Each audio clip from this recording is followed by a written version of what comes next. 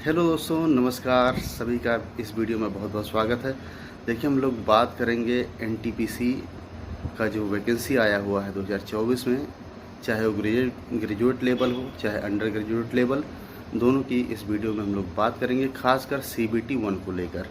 ठीक है, तो देखिए, अब फॉर्म पढ़ रहे हैं और फॉर्म को डालते वक्त बहुत ही गहन अध्ययन करने के बाद डालिएगा, क्योंकि थोड़ा सा चूक जो होता है ना, वो जीवन भर जो है परेशान करता है।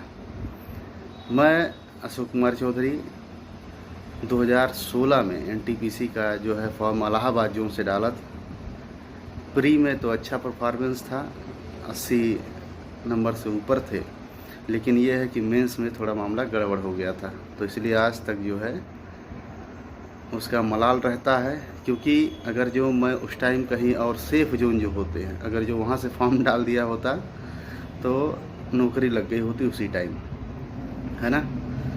तो जोन को सिलेक्ट करते वक्त बहुत ध्यान दीजिएगा, क्योंकि नौकरी बहुत ज़रूरी है। आपके घर के पास लग रहा है तो अच्छी बात है, नहीं लग रहा है तो दूर लग जाए तो भी कोई दिक्कत नहीं है ना। एक बार नौकरी लगने दीजिए। तो जोन को सिलेक्ट करते वक्त आप इस बात का विशेष ख्याल रखिएगा। कहाँ पर जोन दो प्रकार के हैं, कुछ डेंजर जोन है, कुछ सेफ़ जोन है। तो अगर जो आपके नंबर अच्छे आते हैं, यानी 80 प्लस आते हैं आउट ऑफ 100 में, तब तो कोई दिक्कत नहीं है, कहीं डाल दीजिए। लेकिन अगर जो नंबर कम आ रहे हैं, 70 आ रहे हैं, 75 आ रहे हैं, 60 आ रहे हैं, तो आप उस हिसाब से सिलेक्ट कीजिएगा जोन को, जहाँ से आप इस एग्ज़ाम को क्रैक कर सकें। ठीक है, तो चलिए हम लोग बात करते हैं CBT 1 की। तो CBT 1 की तैयारी आप अभी से स्टार्ट कर दीजिए। आपने फॉर्म डाल दिया है तो अच्छी बात, नहीं डाले हैं तो भी कोई दिक्कत नहीं है। तैयारी करेंगे कैसे? सबसे पहला काम आप कीजिएगा, आप पढ़ाई कहीं से भी कर रहे हो, चाहे यूट्यूब से कर रहे हो, चाहे किसी बुक से कर रहे हो, या किसी टीचर का आपने कोर्स लिया है किसी संस्था का, तो कोई दिक्कत नहीं है, आप करते रहिए तैयारी। लेकिन मेरा एक सलाह है आपको कि आप प्रीवियस ईयर पेपर को आप डेली एक पेपर हल कीजिए।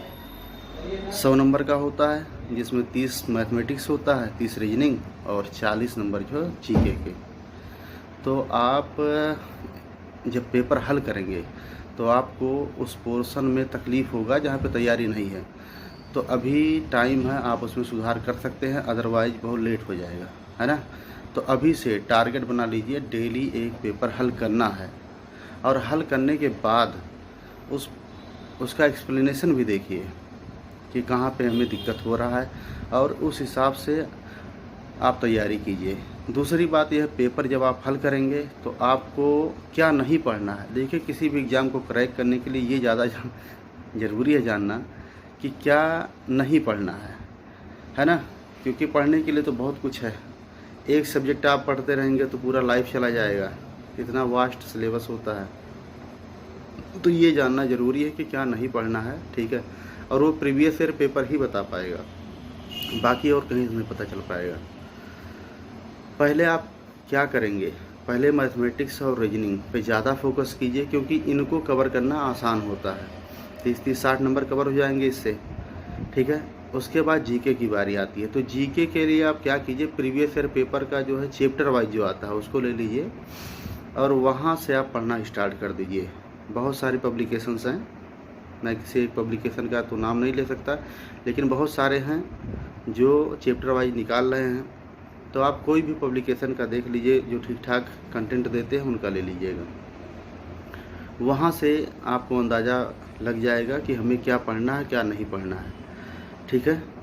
तो अब डेली एक पेपर हल करना है, ये टारगेट बना के चलिएगा। मैं बार बार इसलिए कह रहा हूँ क्योंकि वो बैकबोन है किसी भी एग्ज़ाम के लिए। अगर जो आप प्रीवियस ईयर पेपर हल करते हैं तो वो बैकबोन का काम करता है। रीढ़ की हड्डी जैसे होती है ना शरीर में, पूरे शरीर को संभाल के रखती है, उसी तरीके से प्रीवियस ईयर पेपर भी है, तो उनको हल करना बेहद ज़रूरी है। मैं 80 नंबर से ऊपर ला पाया था, तो वो प्रीवियस ईयर पेपर का देन था, ठीक है। रेलवे के जितने भी पेपर हुए थे पहले के, मैं उनको हल करके गया था और काफ़ी अच्छा परफॉर्मेंस था, ठीक है। अब देखिए, जोन सिलेक्शन इम्पॉर्टेंट है, इसलिए इम्पॉर्टेंट है क्योंकि 10-10, 20-20 नंबर का डिफरेंस रहता है। डेंजर जोन से डाल देंगे तो वहाँ पता लगे 80 नंबर से ऊपर कट ऑफ जा रहा है, और वहीं सेफ जोन से जब आप फॉर्म डालेंगे तो पता लगता है कि 60-65 पे ही हो जा रहा है। ठीक है, ये बातें हैं।